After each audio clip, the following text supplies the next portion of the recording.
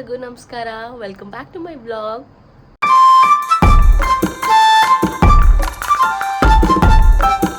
ಇವತ್ತಿನ ಈ ವ್ಲಾಗಲ್ಲಿ ಚೈನಾದಲ್ಲಿ ಬಾಡಿಗೆ ಮನೆಗಳು ಯಾವ ಥರ ಇರುತ್ತೆ ಮತ್ತು ಬಾಡಿಗೆ ಮನೆಗೆ ರೆಂಟ್ ಎಷ್ಟಿರುತ್ತೆ ಆ ಥರ ಒಂದಷ್ಟು ಇನ್ಫಾರ್ಮೇಷನ್ನ ಈ ವ್ಲಾಗಲ್ಲಿ ನಿಮ್ಮ ಹತ್ರ ಶೇರ್ ಮಾಡ್ತೀನಿ. ಸೊ ಬನ್ನಿ, ಲೆಟ್ಸ್ ಗೆಟ್ ಸ್ಟಾರ್ಟೆಡ್. ಇದು ನಾವು ನೋಡ್ತಾ ಇರೋವಂಥ ಒಂದು ಮೊದಲನೇ ಮನೆ. ಇದು ನಾವಿರೋವಂಥ ಅಪಾರ್ಟ್ಮೆಂಟ್ ಕಮ್ಯುನಿಟಿನಲ್ಲೇ ಇರೋವಂಥ ಒಂದು ಮನೆ, ಬಟ್ ಬೇರೆ ಬಿಲ್ಡಿಂಗಲ್ಲಿದೆ. ನಾವು ಮನೇನ ಆದಷ್ಟು ನಾವಿರೋ ಕಮ್ಯುನಿಟಿನಲ್ಲೇ ಯಾವ್ದಾದ್ರು ಬೇರೆ ಮನೆ ಖಾಲಿ ಇದೆಯಾ ಅಂತ ಚೆಕ್ ಮಾಡ್ತಾ ಇದ್ದೀವಿ. ಸೊ ಈಗ ಎಂಟ್ರೆನ್ಸಲ್ಲಿ ನೋಡಿದ್ರಿ, ಎಂಟ್ರೆನ್ಸಿಂದ ಸ್ಲಿಪ್ಪರ್ ಸ್ಟ್ಯಾಂಡ್ ಇದೆ. ಸೊ ಅಲ್ಲಿಂದ ಒಳಗೆ ಬರ್ತಿದ್ದಂಗೆ ನಮ್ಗೆ ಇಲ್ಲೊಂದು ಹಾಲಲ್ಲೇ ಡೈನಿಂಗ್ ಸ್ಪೇಸ್ ಕಾಣಿಸುತ್ತೆ, ಜೊತೆಗೆ ಪಕ್ಕದಲ್ಲೇ ಕಿಚನ್ ಇದೆ. ಇಲ್ಲಿ ಈ ಮನೆ 5ನೇ ಮಹಡಿನಲ್ಲಿ ಇರೋದು, ಅಂದರೆ 5th ಫ್ಲೋರಲ್ಲಿ ಇರೋದು ಈ ಮನೆ.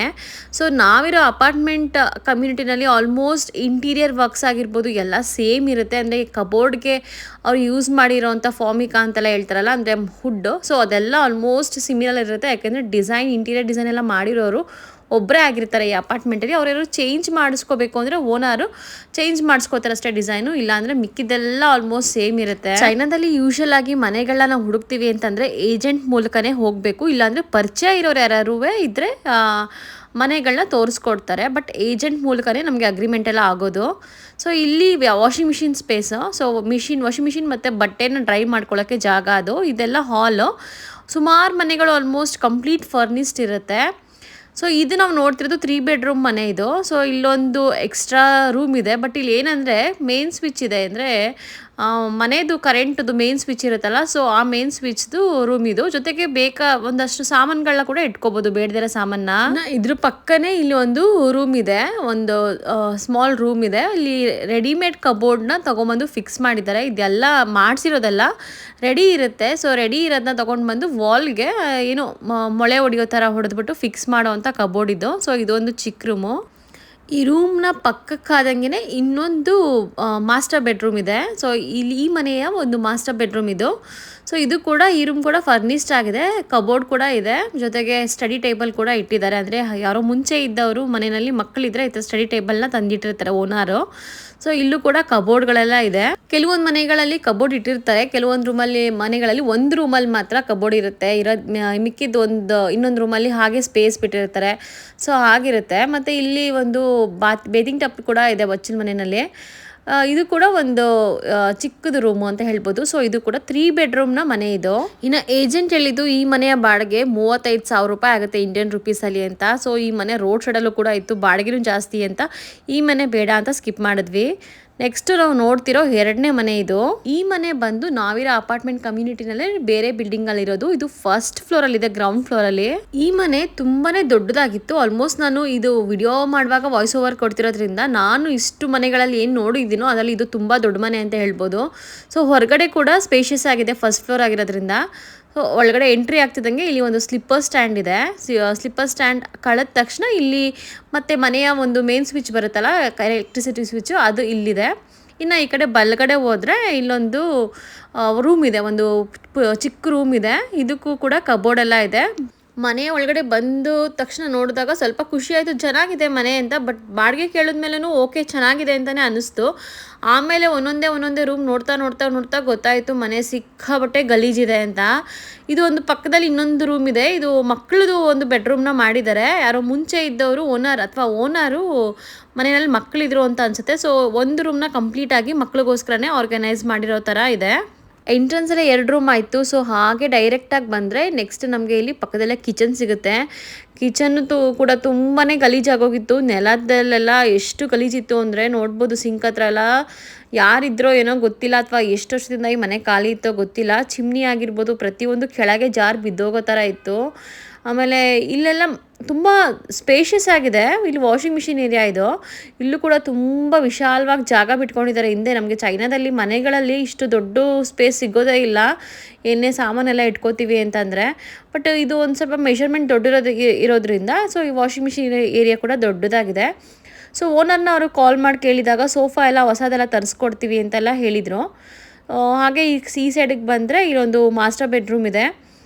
ನಿಮಗೆ ವಿಡಿಯೋದಲ್ಲಿ ಅಷ್ಟು ಕ್ಲಿಯರಾಗಿ ಕಾಣಿಸ್ತಿಲ್ಲ, ಎಲ್ಲ ಫರ್ನಿಷ್ಡ್ ಆಗಿದೆ. ಬಟ್ ಎಷ್ಟು ಗಲೀಜಿದೆ ಅಂತಂದರೆ ತುಂಬಾ ಗಲೀಜಿತ್ತು. ಆ ಮಂಚದ ಮೇಲೆ ಹಾಸಿಗೆ ಇದೆಯಲ್ಲ, ಅದನ್ನು ಜಸ್ಟ್ ನಾನು ಅದನ್ನು ಅಷ್ಟು ಕ್ಲಿಯರಾಗಿ ವಿಡಿಯೋ ಮಾಡ್ಕೊಂಡಿಲ್ಲ. ಎಷ್ಟು ಗಲೀಜಿದೆ ಅಂತಂದರೆ, ಈ ಮನೆಗೆ ಬರಬೇಕು ಅಂತಂದರೆ ನಾವು ಮೋಸ್ಟ್ಲಿ ಈ ಮನೆಗೆ ಬಾಡಿಗೆ ಎಷ್ಟಿರುತ್ತೆ 2 ತಿಂಗಳು ಬಾಡಿಗೆನ ಖರ್ಚು ಮಾಡಿಕೊಂಡು ಕ್ಲೀನ್ ಮಾಡಿಸ್ಕೊಂಡು ಬರಬೇಕಾಗಿತ್ತು. ಅಷ್ಟು ಗಲೀಜಿತ್ತು. ಈ ಮಾಸ್ಟರ್ ಬೆಡ್ರೂಮ್ನ ಪಕ್ಕದಲ್ಲೇ ಒಂದು ಈ ವಾಶ್ರೂಮ್ ಇದೆ.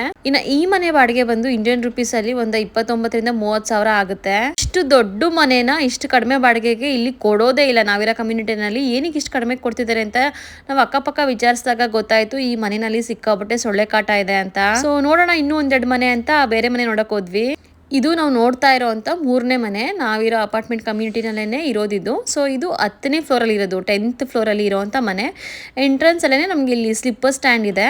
ಮತ್ತು ಇಲ್ಲಿ ಎಂಟ್ರೆನ್ಸಲ್ಲೇ ಪಕ್ಕದಲ್ಲೇ ಕಿಚನ್ ಇದೆ. ಇಲ್ಲೊಂದು ಕಿಚನ್ ಎಲ್ಲ ಓಕೆ ಚೆನ್ನಾಗಿತ್ತು. ಅಂದರೆ ಸ್ಟವ್ ಆಗಿರ್ಬೋದು ಎಲ್ಲ ಅಂದರೆ ಸ್ವಲ್ಪ ಕ್ಲೀನ್ ಮಾಡ್ಕೋಬೇಕಾಗಿತ್ತು. ಯಾಕೆಂದರೆ ಸುಮಾರು ಜನ ಇಲ್ಲಿ ಬಂದು ಆಲ್ಮೋಸ್ಟ್ 1 ವರ್ಷದಿಂದ ಖಾಲಿ ಇರುತ್ತೆ, 1.5 ವರ್ಷದಿಂದ ಖಾಲಿ ಇರುತ್ತೆ. ಸೊ ತುಂಬ ಸ್ವಲ್ಪ ಡಸ್ಟ್ ಅನ್ನೋದನ್ನು ಜಾಸ್ತಿ ಇತ್ತು. ಕ್ಲೀನ್ ಮಾಡಿಸ್ಕೊಂಡು ನಾವು ಬರಬೇಕಾಗಿತ್ತು. ಈ ಮನೆ ಬಂದು ನಾವಿರೋ ಮನೆ ಹಿಂಭಾಗದಲ್ಲಿ ಇರೋವಂಥ ಬಿಲ್ಡಿಂಗಲ್ಲೇ ಇದ್ದಿದ್ದು. ಸೊ ನಮಗೆ ಸಾಮಾನೆಲ್ಲ ಸಾಕ್ಸೋಕ್ಕೂ ಕೂಡ ಅನುಕೂಲ ಆಗುತ್ತೆ, ಒಂದು ಅಡ್ವಾಂಟೇಜ್ ಅಂತ ಅನ್ನಿಸ್ತು.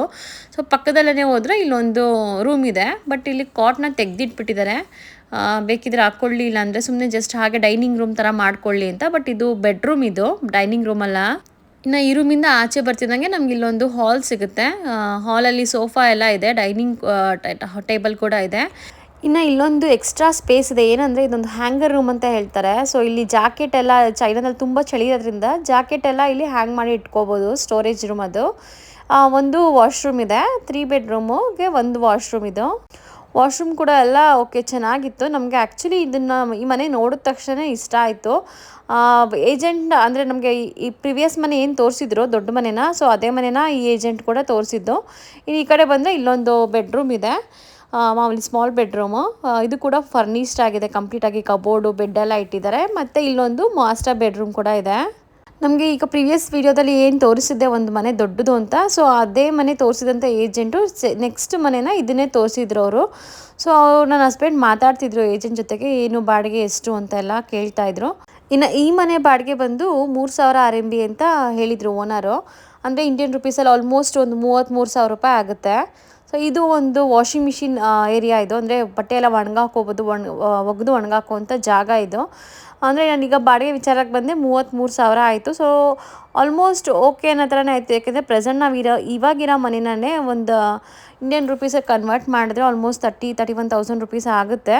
ಸೊ ಇದು ಒಂದು 1,000 ರುಪೀಸ್ ಜಾಸ್ತಿ ಕೊಟ್ಟರೆ ಸ್ವಲ್ಪ ಇನ್ನೊಂದು ಎಕ್ಸ್ಟ್ರಾ ಬೆಡ್ರೂಮ್ ಇದೆ, ಜೊತೆಗೆ ಸ್ಪೇಷಿಯಸ್ ಆಗೂ ಇದೆ. ಚೈನಾದಲ್ಲಿ ಚಳಿಗಾಲ ಜಾಸ್ತಿ ಇರೋದ್ರಿಂದ ನಮಗೆ ಸ್ವಲ್ಪ ಜಾಕೆಟ್ಗಳೆಲ್ಲ ಸ್ವೆಟರ್ಗಳೆಲ್ಲ ಇಟ್ಕೊಳ್ಳೋದಕ್ಕೆ ಒಂದು, ಮತ್ತು ನಮ್ಮ ಲಗೇಜ್ ಇದೆಯಲ್ಲ ನಾವು ಇಂಡಿಯಾದಿಂದ ತೊಗೊಂಡು ಬರ್ತೀವಲ್ಲ, ಬ್ಯಾಗು ಸಾಮಾನು ಅದೆಲ್ಲ ಒಂದು ರೂಮಿಗೆ ಫಿಲ್ ಮಾಡಿಬಿಟ್ರೆ ಇನ್ನೊಂದು ರೂಮಲ್ಲಿ ನಾವು ಇದ್ಕೊಂಡು ನಮ್ಮ ಪಾಪು ಆಟ ಸಾಮಾನು ಮತ್ತು ಇನ್ನೊಂದು ದೇವ್ರ ಮನೆ ಅದೆಲ್ಲ ಒಂದು ಕಡೆ ಇಟ್ಕೊಳ್ಳೋಕ್ಕೆ ಸರಿ ಹೋಗುತ್ತೆ.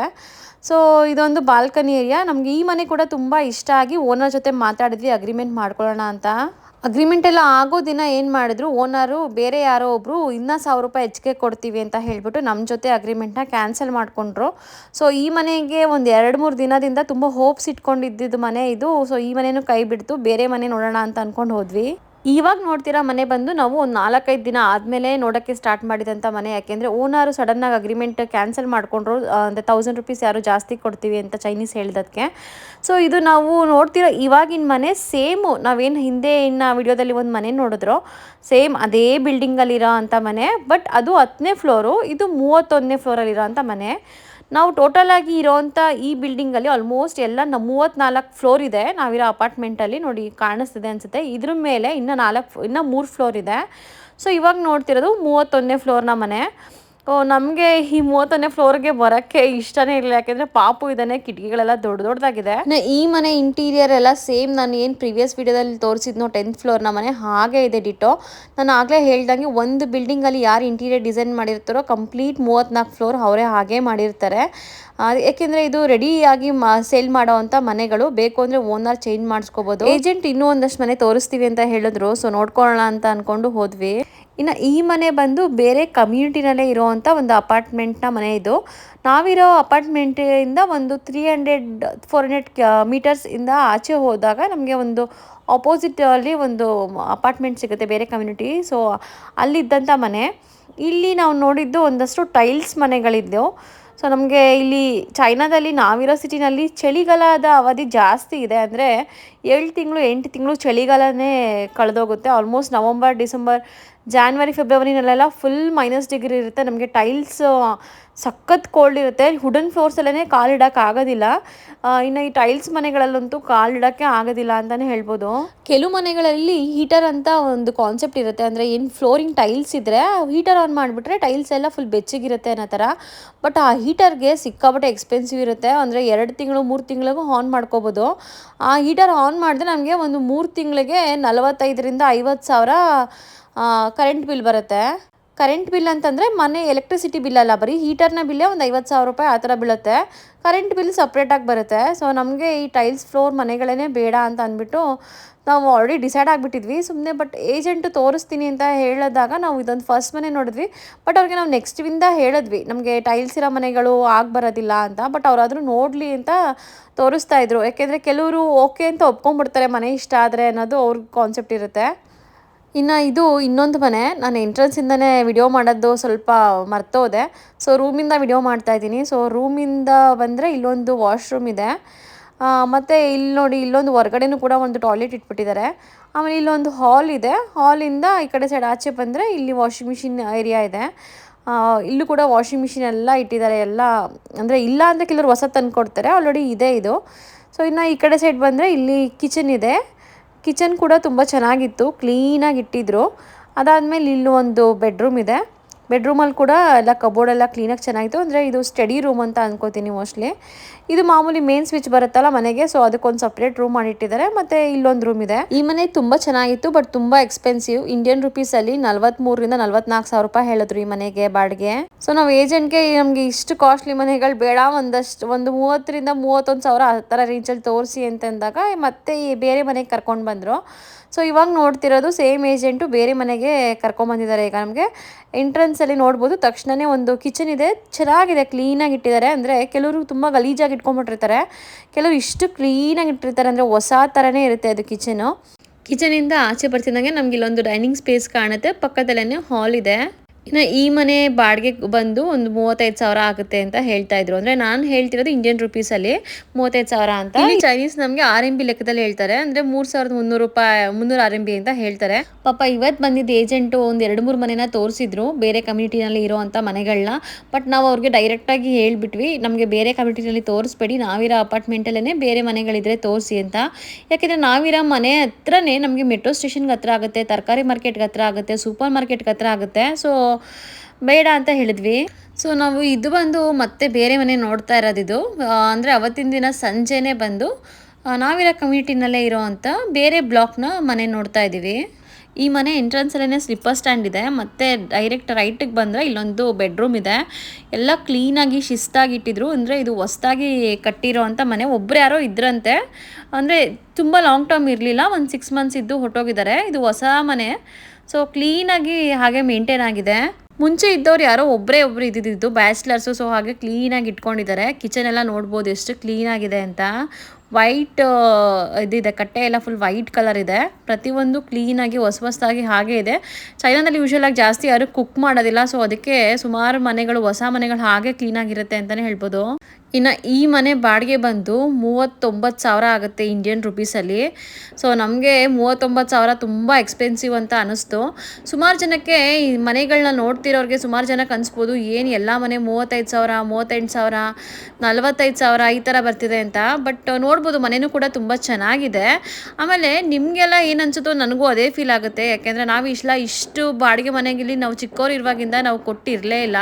ನಾವೆಲ್ಲ ಚಿಕ್ಕವರಾಗಿದ್ದಾಗೆಲ್ಲ ಒಂದು 2,500 ಸಾವಿರ, 3 ಸಾವಿರ ಆ ಥರ ಬಾಡಿಗೆ ಮನೆ ಇದ್ದಿದ್ದು. ಬಟ್ ಇವಾಗ ಪ್ರೆಸೆಂಟ್ ಅದೇ 2,500 ಸಾವಿರ, 3 ಸಾವಿರ ರೂಪಾಯಿ ಬಾಡಿಗೆ ಮನೆ ಏನಿದೆಯೋ ಮೈಸೂರಲ್ಲಿ ಇವಾಗ ಅದು 15 ಸಾವಿರ, 20 ಸಾವಿರ ಆ ಥರ ಆಗಿದೆ. ಇವಾಗ ನಾನು ಏನು ಇಷ್ಟು ಮನೆಗಳನ್ನ ತೋರಿಸಿದ್ನೋ ಇದೆಲ್ಲ 35 ಸಾವಿರ, 40 ಸಾವಿರ ಅಂತ ಹೇಳ್ತಾ ಇದ್ದೀನೋ, ಇದೇ ಮನೆಗಳು ಮೇನ್ ಸಿಟಿ ಲೈಕ್ ಬೀಜಿಂಗ್ ಅಥವಾ ಶಾಂಘೈ ಅಂತ ಮೇನ್ ಸಿಟಿಗಳಲ್ಲಿ ಇದ್ದರೆ ಈ ಥರ ಮನೆಗಳ ಬಾಡಿಗೆ ರೇಟು ಎಷ್ಟಿರುತ್ತೆ ಅಂತಂದರೆ 80 ಸಾವಿರ, 90 ಸಾವಿರ. ಬೀಜಿಂಗಲ್ಲಂತೂ 1.5 ಲಕ್ಷದವರೆಗೂ ಹೋಗುತ್ತೆ ಈ ಥರ ಮನೆ ಬಾಡಿಗೆಗಳು.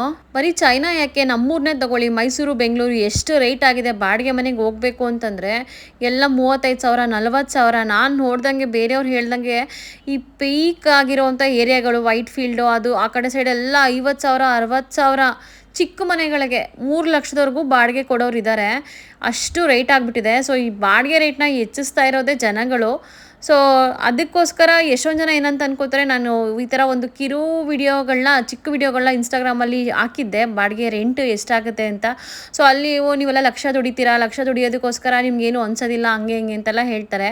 ಫಾರಿನಲ್ಲಿ ಇರೋರೆಲ್ಲ ಲಕ್ಷ ದುಡಿತಾರೆ ನಿಜ, ಆದರೆ ಅಲ್ಲಿದಲ್ಲಿಗೆ ಆಗೋಗುತ್ತೆ. ಮನೆ ಬಾಡಿಗೆ, ಕರೆಂಟ್ ಬಿಲ್ಲು, ಅದು ಇದು ಅಂತ ಎಲ್ಲ ಅಲ್ಲಿದಲ್ಲಿಗೆ ಖರ್ಚಾಗೋಗುತ್ತೆ. ನಮಗೆ 6 ಕಾಸು 3 ಕಾಸು ಉಳಿಸೋ ಅಷ್ಟರಲ್ಲಿ ನಮ್ಮ ಕಷ್ಟ ನಮಗೆ ಗೊತ್ತು. ಬಟ್ ಎಲ್ಲರೂ ಕಮೆಂಟ್ ಮಾಡ್ತಾರೆ, ಅಂದರೆ ಅನ್ಕೋತಾರೆ. ಕಮೆಂಟ್ ಅಂತಂದರೆ ತುಂಬ ಜನಕ್ಕೆ ಅದು ಭಾವನೆ ಇರುತ್ತೆ, ಫಾರಿನಲ್ಲಿದ್ದಾರೆ ಅವ್ರಿಗೇನು ಕಷ್ಟ ಅಂತ. ಬಟ್ ತುಂಬ ಕಷ್ಟ ಇರುತ್ತೆ. ಎಲ್ಲನೂ ಸರಿ ಹೋಗಿಸ್ಕೊಂಡು ನಾವು ಒಂದಷ್ಟು ಉಳಿತಾಯ ಮಾಡಿಕೊಂಡು ಜೀವನದಲ್ಲಿ ಮುಂದೆ ಬರೋದಕ್ಕೋಸ್ಕರ ತುಂಬಾ ಪ್ರತಿಯೊಬ್ಬರೂ ಕಷ್ಟಪಡ್ತಾರೆ. ಸುಮ್ಮನೆ ಯಾರಿಗೂ ಸುಲಭವಾಗಿ ಯಾವುದು ಸಿಗೋದಿಲ್ಲ. ಇನ್ನು ನಾವು ನೋಡಿದ್ದು ಫಸ್ಟ್ ಮನೆ ಏನು ನೋಡಿದ್ನೋ ಅದರದ್ದು ಗ್ರೌಂಡ್ ಫ್ಲೋರ್ಲಿರೋ ಅಂಥ ಮನೆ. ಈ ಮನೆಯೂ ಕೂಡ ತುಂಬಾ ಎಕ್ಸ್ಪೆನ್ಸಿವ್ ಅಂತ ಅನ್ನಿಸ್ತು. ಆಲ್ ಟುಗೆದರ್ 40,000 ಅಂತ ಹೇಳಿದ್ರು. ಏನು ಅಂತಂದರೆ ಮನೆ ಬಾಡಿಗೆ ಬಂದು 35,000 ಆಗುತ್ತೆ ಇಂಡಿಯನ್ ರುಪೀಸಲ್ಲಿ. ಮಿಕ್ಕಿದ 5,000 ಬಂದು ಕಾರ್ ಪಾರ್ಕಿಂಗ್ ಫೀಸ್ ಕೊಡಬೇಕಂತೆ. ನಮ್ಮ ಹತ್ರ ಕಾರೇ ಇಲ್ವಲ್ಲ, ಪಾರ್ಕಿಂಗ್ ಫೀಸ್ ಯಾಕೆ ಕೊಡಬೇಕು ಅಂತ ಕೇಳಿದ್ರೆ, ಅವರು ಆಲ್ರೆಡಿ ಓನರು ಪಾರ್ಕಿಂಗ್ ಏರಿಯಾನ ತೊಗೊಂಡ್ಬಿಟ್ಟಿದ್ದಾರಂತೆ, ಬಾಡಿಗೆ ಕಟ್ತಾ ಇದ್ದಾರಂತೆ ಪ್ರತಿ ತಿಂಗಳು ಅವರು ಪಾರ್ಕಿಂಗ್ ಏರಿಯಾ ತೊಗೊಂಡು. ಸೊ ಅದಕ್ಕೋಸ್ಕರ ಅವರು ಪಾರ್ಕಿಂಗ್ ಫೀಸ್ನ ಇನ್ಕ್ಲೂಡ್ ಮಾಡ್ತಾರೆ ಬಾಡಿಗೆಗೆ ಅಂತ ಹೇಳಿದ್ರು. ಬಟ್ ಕಾರ್ ಇರೋರಿಗೆ ಈ ಮನೆ ತುಂಬ ಅನುಕೂಲ ಆಗುತ್ತೆ ಅಂದ್ಕೊಂಡು ನಾವು ಜಸ್ಟ್ ಈ ಮನೇನ ಹಾಗೆ ನೋಡಿಕೊಂಡು ಜಸ್ಟ್ ಹಂಗೆ ಸ್ಕಿಪ್ ಮಾಡಿದ್ವಿ. ಬಟ್ ಮನೆ ಅಂತೂ ತುಂಬ ಕ್ಲೀನಾಗಿತ್ತು. ಇಂಟೀರಿಯರ್ ಎಲ್ಲ ತುಂಬ ಚೆನ್ನಾಗಿ ಮಾಡಿಸಿದ್ರು. ಪ್ರತಿಯೊಂದು ರೂಮಲ್ಲೂ ಕಬೋರ್ಡಿಂದ ಹಿಡಿದು ಎಲ್ಲ ತುಂಬ ಕ್ಲೀನಾಗಿ ಸ್ಪೇಷಿಯಸ್ ಆಗಿತ್ತು ಅಂತಲೇ ಹೇಳ್ಬೋದು ಈ ಮನೆ ಕೂಡ. ನಮಗಂತೂ ಮನೆ ನೋಡಿ ಸಾಕಾಗೋಯ್ತು. ಸೊ ಫೈನಲಿ ನಾನೊಂದು ವಿಷಯ ಹೇಳೋದು ಮರ್ತಿದ್ದೆ. ಯಾವುದಾದ್ರೂ ಹೊಸ ಮನೆಗಳು ಅಂದರೆ ಇಂಟೀರಿಯರ್ ಹೊಸದಾಗಿದ್ದರೆ ಈ ಥರ ಶೂಸ್ಗೆ ನಾವು ಒಂದು ಕವರ್ ಹಾಕ್ಕೊಂಡು ಒಳಗಡೆ ಬರಬೇಕಾಗುತ್ತೆ. ಯಾಕೆಂದರೆ ಫ್ಲೋರಿಂಗಿಂದ ಹಿಡಿದು ಎಲ್ಲ ಹೊಸದು ಮಾಡಿಸಿರ್ತಾರೆ ಕೆಲವೊಂದು ಹೊಸ ಮನೆಗಳು. ಅಂದರೆ ನಾನು ನಿಮ್ಗೆ ಏನು ಹೇಳಿದ್ದೆ, ಓನರ್ ಬೇಕಿದ್ರೆ ಇಂಟೀರಿಯರ್ನ ಚೇಂಜ್ ಮಾಡಿಸ್ಕೋಬೋದು ಅಂತ ಹೇಳಿದ್ನಲ್ಲ. ಸೊ ಆ ಥರ ಏನಾದ್ರು ಓನರ್ ಹೊಸದಾಗಿ ಮನೆ ಒಳಗಡೆ ಇಂಟೀರಿಯರ್ನ ಚೇಂಜ್ ಮಾಡಿಸಿದ್ರೆ ನಾವು ಈ ಥರ ನಮ್ಮ ಶೂಗೆ ಒಂದು ಕವರ್ ಹಾಕ್ಕೊಂಡು ಒಳಗಡೆ ಬಂದು ನೋಡಬೇಕಾಗತ್ತೆ. ಯಾಕೆಂದರೆ ತುಂಬ ಗಲೀಜಾಗುತ್ತೆ, ಡಸ್ಟ್ ಆಗುತ್ತೆ. ಸೊ ನೋಡ್ಬೋದು ಇಲ್ಲಿ ಡೈನಿಂಗ್ ಕವರ್ಗೆಲ್ಲ ಚೇರ್ಗೆಲ್ಲ ಕವರ್ ಹಾಕ್ಬಿಟ್ಟಿದ್ದಾರೆ. ಮತ್ತು ಕಿಚನಲ್ಲೂ ಸ್ಟವ್ ಮೇಲೆಲ್ಲ ಕವರ್ ಹಾಕಿದ್ದಾರೆ. ಯಾಕೆಂದರೆ ಧೂಳು ಬಿದ್ದು ಅದೊಂಥರ ಕರೆಯಾಗಿ ಉಳ್ಕೊಂಡ್ಬಿಡುತ್ತೆ, ಮತ್ತು ಕ್ಲೀನ್ ಮಾಡೋರಿಗೆ ತುಂಬ ಕಷ್ಟ ಆಗುತ್ತೆ ಅಂದ್ಕೊಂಡು ಪ್ರತಿಯೊಂದಕ್ಕೂ ಕವರ್ ಹಾಕಿ ಮುಚ್ಚಿಬಿಟ್ಟಿದ್ದಾರೆ. ಇನ್ನು ಈ ಮನೆ ಕೂಡ ತುಂಬ ಚೆನ್ನಾಗಿತ್ತು. ಅಂದರೆ ಎಲ್ಲ ಮನೆಗಳೂ ತುಂಬಾ ಚೆನ್ನಾಗೇ ಇರುತ್ತೆ. ಇಂಟೀರಿಯರ್ ಎಲ್ಲ ಮಾಡಿಸಿರ್ತಾರೆ ಮತ್ತು ಫರ್ನಿಷ್ಡ್ ಆಗಿರುತ್ತೆ, ಪ್ರತಿಯೊಂದು ಸಾಮಾನು ಇಟ್ಟಿರ್ತಾರೆ. ಸೊ ಎಲ್ಲ ಮನೆಗಳು ಚೆನ್ನಾಗೇ ಇರ್ತವೆ. ಬಟ್ ನಮಗೆ ಅನುಕೂಲಕ್ಕೆ ತಕ್ಕಂಗೆ ನಾವು ಸೆಲೆಕ್ಟ್ ಮಾಡಬೇಕಾಗುತ್ತೆ. ಅಂದರೆ ಕಾಸ್ಟ್ ವೈಸ್ ನೋಡ್ಬೋದು, ಅಥವಾ ಕೆಲವೊಂದು ವಾಶ್ರೂಮ್ ಏನಿರುತ್ತೋ, ಅಂದರೆ ಟಾಯ್ಲೆಟ್ನ ಹಾಲಲ್ಲಿ ಇಟ್ಬಿಟ್ಟಿರ್ತಾರೆ. ಅಂದರೆ ನಾವೆಲ್ಲ ಹೇಗೆ ವಾಸ್ತು ಪ್ರಕಾರ ನೋಡ್ತೀವಿ ಮನೆಗಳನ್ನ, ಆ ಥರ ಕೆಲವ್ರು ನೋಡ್ತಾರೆ, ಕೆಲವರು ಅವ್ರವ್ರಿಗೆ ಅನುಕೂಲಕ್ಕೆ ಹಿಂಗೆ ಬೇಕೋ ಹಂಗೆ ಮಾಡಿರ್ತಾರೆ. ಕೆಲವೊಬ್ಬರು ಏನು ಮಾಡಿರ್ತಾರೆ ಅಂದರೆ, ಈಗ ವಾಶ್ರೂಮ್ದು ಕಿಟಕಿನ ಅಡುಗೆ ಮನೆ ಕಿಟಕಿಗೆ ಬಿಟ್ಬಿಟ್ಟಿರ್ತಾರೆ. ಸೊ ನಮಗೆ ಕಿಚನಲ್ಲಿ ಕುಕ್ ಮಾಡೋದಕ್ಕೆಲ್ಲ ಕಷ್ಟ ಆಗುತ್ತೆ. ಸೊ ಆ ಥರ ಎಲ್ಲ ನೋಡಿಕೊಂಡು ನಾವು ಮನೆಗೆ ಹೋಗಬೇಕಾಗತ್ತೆ. ಸೊ ಇದು ಮನೆ ತುಂಬ ಚೆನ್ನಾಗಿ ಕಟ್ಸಿದ್ರು. ಇಂಟೀರಿಯರ್ ಎಲ್ಲ ಹೊಸದು, ತುಂಬ ಚೆನ್ನಾಗಿತ್ತು. ನಾವು ಇವಾಗಿರೋ ಅಪಾರ್ಟ್ಮೆಂಟ್ಗಿಂತ 5 ಕಿಲೋಮೀಟ್ರ್ ದೂರ ಇರೋವಂಥ ಮನೆ ಇದು. ಬಟ್ ಏಜೆಂಟ್ ಏನು ಮಾಡಿದರು ಅಂದರೆ, ನೋಡಿ ಬಂದು ಹೊಸ ಮನೆ ಇದು, ಬಟ್ ನಿಮಗೆ ಓಕೆ ಅನಿಸಿದ್ರೆ ಓನರ್ ಜೊತೆ ಮಾತಾಡೋಣ ಅಂತ ಹೇಳಿದರು. ಬಟ್ ರೇಟ್ ಕೇಳಿದ್ರೆ ರೆಂಟ್ದು ಒಂದು 41,000 42,000 ಆಗುತ್ತೆ ಅಂತ ಹೇಳಿದರು. ಓಕೆ, ತುಂಬ ಥ್ಯಾಂಕ್ಸ್, ಚೆನ್ನಾಗಿದೆ ಮನೆ ಅಂತ ಅಂದ್ಬಿಟ್ಟು ಬೇರೆ ಮನೆ ತೋರಿಸ್ತೀವಿ ಅಂತ ಹೇಳಿದ್ರು ಅವರು. ಸೊ ಅದೇ ಕಮ್ಯುನಿಟಿನಲ್ಲೇ ಬೇರೆ ಬಿಲ್ಡಿಂಗ್ನ ಮನೆಗೆ ಕರ್ಕೊಂಬಂದಿದ್ದಾರೆ ಇವಾಗ. ಈ ಎಲ್ಲ ಮನೆಗಳು ತುಂಬ ಚೆನ್ನಾಗೇ ಇತ್ತು. ಆಲ್ಮೋಸ್ಟ್ ಎಲ್ಲ ಟೈಲ್ಸು, ಹೀಟರ್ ಇರುತ್ತೆ. ನಾನು ನಿಮಗೆ ಹಳೆ ವೀಡಿಯೋದಲ್ಲಿ ಹೇಳಿದ್ನಲ್ಲ, ಹೀಟರ್ ಇರುತ್ತೆ. ಎಷ್ಟು ಎಕ್ಸ್ಪೆನ್ಸಿವ್ ಆಗುತ್ತೆ, 3 ಮಂತ್ಸ್ಗೆ 50,000 ಖರ್ಚಾಗುತ್ತೆ ಫ್ಲೋರ್ ಹೀಟಿಂಗು ಈ ಸಿಟಿನಲ್ಲಿ. ಬೇರೆ ಸಿಟಿನಲ್ಲೆಲ್ಲ ಡಿಫ್ರೆಂಟ್ ಇರುತ್ತೆ. ಯಾಕೆಂದರೆ ಇದು ಪರ್ಸ್ನಲ್ ಆಗಿ ಹಾಕಿಸ್ಕೊಂಡಿರೋ ಹೀಟರು. ಈಗ ನಾರ್ತ್ ಸೈಡೆಲ್ಲ ಫುಲ್ಲು ಯಾವಾಗಲೂ ಸ್ನೋಫಾಲ್ ಆಗ್ತಿರುತ್ತೆ. ಸೊ ಆ ಥರ ಏರಿಯಾದಲ್ಲೆಲ್ಲ ಏನಿರುತ್ತೆ ಅಂದರೆ, ಗೌರ್ಮೆಂಟ್ ಅವರೇ ಹೀಟರ್ನ ಪ್ರೊವೈಡ್ ಮಾಡ್ತಾರೆ. ಸೊ ಆ ಥರ ಏರಿಯಾಗಳಲ್ಲೆಲ್ಲ ಸ್ವಲ್ಪ ಹೀಟರ್ನ ಚಾರ್ಜ್ ಕಡಿಮೆ ಇರುತ್ತೆ, ಅಂದರೆ ಗೌರ್ಮೆಂಟ್ ರೇಟಲ್ಲಿ ಹಾಕ್ಕೊಡ್ತಾರೆ. ಇದು ಪ್ರೈವೇಟಾಗಿ ಹಾಕಿಸ್ಕೊಳ್ಳೋದ್ರಿಂದ ಕರೆಂಟ್ ಬಿಲ್ ಹೇಗೆ ಹಾಕ್ತಾರೋ ಆ ಥರ ಸಪ್ರೇಟಾಗಿ ಹೀಟರ್ಗೆ ಬಿಲ್ ಚಾರ್ಜ್ ಮಾಡ್ತಾರೆ. ಇನ್ನು ಅದೇ ಏಜೆಂಟ್ ನಮ್ಮನ್ನ ಇನ್ನೊಂದು ಮನೆ ತೋರಿಸ್ತೀವಿ ಅಂತ ಕರ್ಕೊಂಡೋದ್ರು. ಇವತ್ತಿನ ವ್ಲಾಗ್ನ ಕೊನೆಯ ಮನೆ ಆಗಿರುತ್ತೆ ಇದು. ನಮಗೆ ಎಷ್ಟು ಮನೆ ನೋಡಿದ್ವಿ, ಸುಮಾರು ಮನೆ ನೋಡಿದ್ವಿ. ನಾನು ಆದಷ್ಟು ಕ್ಯಾಪ್ಚರ್ ಮಾಡಿರೋ ಅಂಥ ಮನೆಗಳ ವಿಡಿಯೋನ ಇಲ್ಲಿ ಅಪ್ಲೋಡ್ ಮಾಡಿದ್ದೀನಿ. ಸುಮಾರು ಮನೆಗಳನ್ನ ನಾನು ಅಪ್ಲೋಡ್ ಮಾಡಿಲ್ಲ. ಯಾಕೆ ಅಪ್ಲೋಡ್ ಮಾಡಿಲ್ಲ ಅಂತಂದರೆ, ಆಲ್ಮೋಸ್ಟ್ ಸಿಮಿಲರ್ ಇರೋ ಮನೆಗಳು, ಸಿಮಿಲರ್ ರೇಟ್ ಇರೋ ಮನೆಗಳು, ಅಂದರೆ ಒಂದೇ ಥರ ಇರೋ ಬಿಲ್ಡಿಂಗಲ್ಲಿ ಒಂದೇ ಥರ ಇರೋ ಮನೆಗಳು ಸೇಮ್ ಕಾಸ್ಟ್ ಇರುತ್ತೆ. ಸೊ ಅದನ್ನು ಕೆಲವೊಂದನ್ನು ಸ್ಕಿಪ್ ಮಾಡಿದ್ದೀನಿ. ಬಟ್ ಸುಮಾರು ಮನೆಗಳನ್ನ ಆಲ್ಮೋಸ್ಟ್ ನೋಡಿರೋದೆಲ್ಲ ಅಪ್ಲೋಡ್ ಮಾಡಿದ್ದೀನಿ. ಒಂದು 10-15 ಮನೆ ನೋಡಿದ್ವಿ. ಅದರಲ್ಲಿ ನಾವು ಒಂದು ಮನೆನ ಸೆಲೆಕ್ಟ್ ಮಾಡಿದ್ದೀವಿ. ಇದು ಕೂಡ ಒಂದು ಮನೆ, ಹೊಸ ಮನೆ ಇದೂ. ಇನ್ನೂ ಇಂಟೀರಿಯರ್ ನಡೀತಾ ಇದೆ, ಇನ್ನೂ ಕಂಪ್ಲೀಟಾಗಿ ಆಗಿಲ್ಲ. ಇನ್ನೂ ಮಾಡಿಸ್ತಾ ಇದ್ದಾರೆ ಅಂತ ಹೇಳಿದ್ರು. ಕಂಪ್ಲೀಟ್ ಕಿಚನ್ ಎಲ್ಲ ನೋಡ್ಬೋದು, ಎಲ್ಲ ಹೊಸದೇ ಹಾಕ್ಸ್ತಾ ಇದ್ದಾರೆ ಇವರು. ಇವಾಗ ಲಾಸ್ಟ್ ಒಂದು 2-3 ಮನೆ ನೋಡಿದ್ದೆಲ್ಲ ನಾವಿರೋ ಕಮ್ಯುನಿಟಿಗಿಂತ 5 ಕಿಲೋಮೀಟ್ರ್ ದೂರದಲ್ಲಿರೋದ ನಾವು ಮನೆಗೆಲ್ಲ ನೋಡಿರೋದು. ಸೊ ಜಸ್ಟ್ ಹಾಗೆ ನೋಡ್ಕೊಂಡು ಹೋಗ್ತಿದ್ದೀವಿ. ಇದು ಕೂಡ ಟೈಲ್ಸ್ ನೆಲನೇ. ಈ ಬಾಡಿಗೆ ಎಲ್ಲ ಏನಕ್ಕೆ ಜಾಸ್ತಿ ಆಗುತ್ತೆ ರೇಟು ಚೈನಾದಲ್ಲಿ ಅಂತಂದರೆ, ಏಜೆಂಟಿಂದನೇ ಜಾಸ್ತಿ ಆಗುತ್ತೆ ಅಂತ ಹೇಳ್ಬೋದು ಬಾಡಿಗೆ ರೇಟು. ಯಾಕೆಂದರೆ ಓನರ್ ಆಲ್ಮೋಸ್ಟ್ ಒಂದು ರೇಂಜಲ್ಲಿ ಹೇಳಿದರೆ ಇವರು ಸ್ವಲ್ಪ ಹೆಚ್ಚಿಗೆ ಹೇಳಿರ್ತಾರೆ. ಯಾಕೆಂದರೆ ಅವ್ರಿಗೆ ಕಮಿಷನ್ ಜಾಸ್ತಿ ಸಿಗುತ್ತೆ ಅಂತ ಆ ಥರ ಮಾಡ್ತಾರೆ. ಇಲ್ಲಿ ಕಮಿಷನ್ ಬಂದು ನಾವು ಬಾಡಿಗೆದಾರರು ಕೊಡಬೇಕು, ಜೊತೆಗೆ ಓನರು ಕೊಡಬೇಕು. ಕಮಿಷನ್ ಯಾವ ಥರ ಹೋಗುತ್ತೆ ಅಂತಂದರೆ, ಬಾಡಿಗೆ ಏನಿರುತ್ತೋ ಅದರಲ್ಲಿ ಅರ್ಧ ನಾವು ಕೊಡಬೇಕು. ಅಂದರೆ ಬಾಡಿಗೆ 30,000 ಇದ್ದರೆ 15,000 ರೂಪಾಯಿ ಏಜೆಂಟ್ಗೆ ಕಮಿಷನ್ ಕೊಡಬೇಕು. ಓನರು ಅಷ್ಟೇ, ಬಾಡಿಗೆ 30,000 ಅವ್ರು ಈಸ್ಕೊಂಡ್ರೆ 15,000 ಕಮಿಷನ್ನು ಏಜೆಂಟ್ಗೆ ಕೊಡಬೇಕು. ಸೊ ಏಜೆಂಟ್ಗೆ 1 ತಿಂಗಳು ಬಾಡಿಗೆ ಸಿಕ್ದಂಗೆ ಆಗುತ್ತೆ, ಇಬ್ಬರ ಕಡೆಯಿಂದನೂ ಸೇರಿಸಿ. ಇನ್ನು ಈ ವ್ಲಾಗ್ನ ನಾನು ಈ ಮನೆಗೆ ಎಂಡ್ ಮಾಡ್ತಿದ್ದೀನಿ. ನಾವು ಯಾವ ಮನೆಗೆ ಹೋದ್ವಿ ಅಂತೆಲ್ಲ ನಾನು ನೆಕ್ಸ್ಟ್ ವ್ಲಾಗಲ್ಲಿ ನಿಮಗೆ ತಿಳಿಸ್ತೀನಿ. ಈ ವಿಡಿಯೋ ಇಷ್ಟ ಆಗಿದೆ ಅಂತ ಅನ್ಕೋತೀನಿ. ನನ್ನ ಚಾನಲ್ಗೆ ಯಾರು ಸಬ್ಸ್ಕ್ರೈಬ್ ಮಾಡಿಲ್ವೋ ನನ್ನ ಚಾನಲ್ನ ಬೇಗ ಸಬ್ಸ್ಕ್ರೈಬ್ ಮಾಡ್ಕೊಳ್ಳಿ. ಮತ್ತು ಚೈನಾದ ಹೊಸ ವಿಡಿಯೋಗಳನ್ನ ಎಂಜಾಯ್ ಮಾಡಿ ಅಂತ ಹೇಳ್ತಾ ಮತ್ತೆ ಒಂದು ಚೈನಾ ವಿಡಿಯೋದಲ್ಲಿ ಸಿಗ್ತೀನಿ. ಅಲ್ಲಿವರೆಗೂ ಎಲ್ಲರಿಗೂ ಬಾಯ್ ಬಾಯ್.